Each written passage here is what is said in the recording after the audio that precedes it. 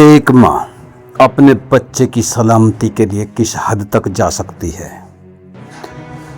अगर आप एक माता पिता हैं तो शायद आप जानते होंगे कि जब बच्चा बीमार होता है तो इंसान डॉक्टर से लेकर दरगाह और मंदिर से लेकर मस्जिद तक हर वो दरवाज़ा खटखटाता है जहाँ से एक उम्मीद की किरण दिखाई दे।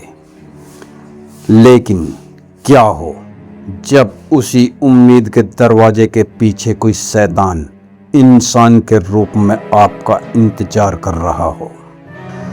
आज की कहानी कोई आम कहानी नहीं है। ये कहानी है उत्तर प्रदेश के सहारनपुर की, एक ऐसी रोंगटे खड़े कर देने वाली वारदात जिसने इंसानियत और आस्था दोनों के सीने में खंजर घोंप दिया है। एक ऐसी घटना जो आपको यह सोचने पर मजबूर कर देगी कि क्या आज के दौर में किसी पर आंख बंद करके भरोसा करना मौत को दावत देने जैसा है। सहारनपुर जिले का फतेहपुर थाना क्षेत्र, यहाँ के एक शांत से गांव में रहने वाली एक आम महिला, जिसकी दुनिया उसके इकलौते बेटे के इर्द गिर्द घूमती है। लेकिन पिछले कुछ समय से उसकी दुनिया में मातम छाया था। उसका इकलौता बेटा गंभीर रूप से बीमार था। दवाएं काम नहीं कर रही थीं। माँ का दिल तड़प रहा था।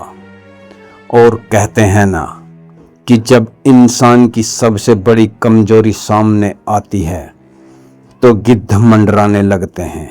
इस माँ की मजबूरी को भांप लिया उसी के गांव के एक युवक ने। तारीख थी 15 अप्रैल। इस युवक ने महिला के पास आकर हमदर्दी का नाटक किया।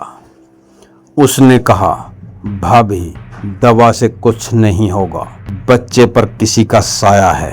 पास के ही सिडगी गांव की एक मस्जिद में एक बड़े मौलवी साहब बैठते हैं। उनकी झाड़ फूंक में बड़ा असर है।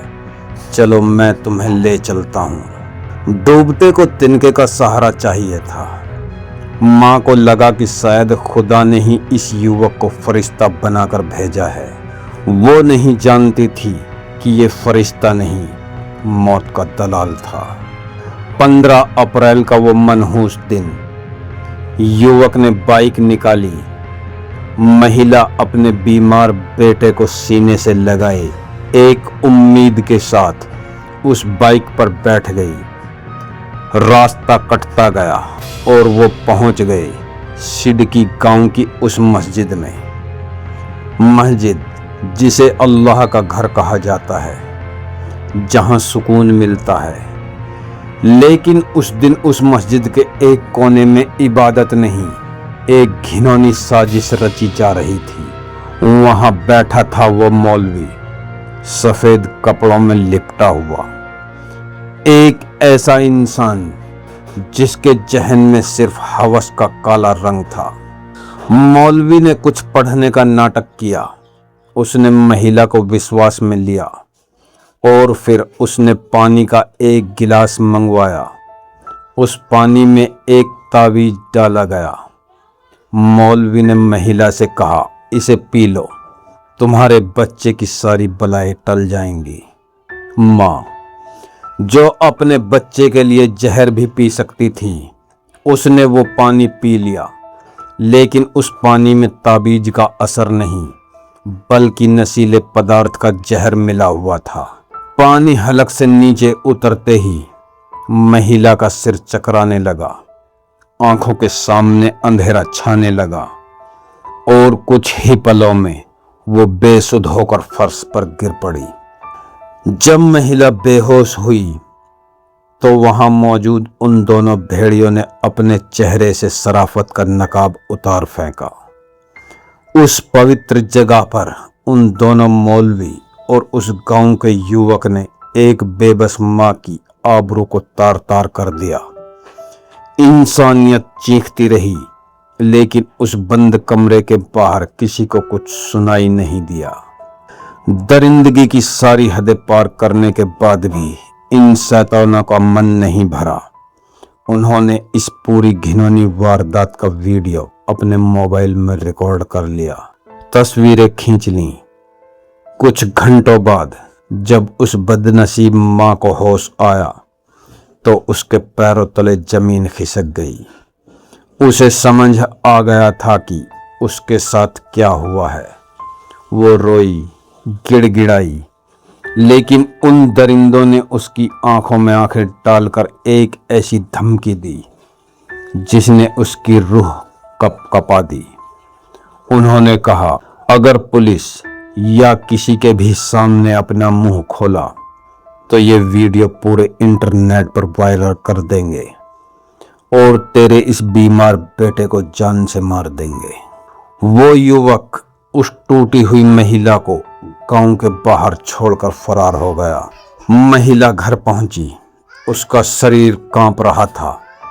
एक तरफ समाज का डर, दूसरी तरफ वीडियो वायरल होने का खौफ और तीसरी तरफ बेटे की जान का खतरा। लेकिन एक औरत जब टूटती है तो वो कमजोर नहीं होती, वो पत्थर बन जाती है। महिला ने खामोश रहने की बजाय बगावत चुनी।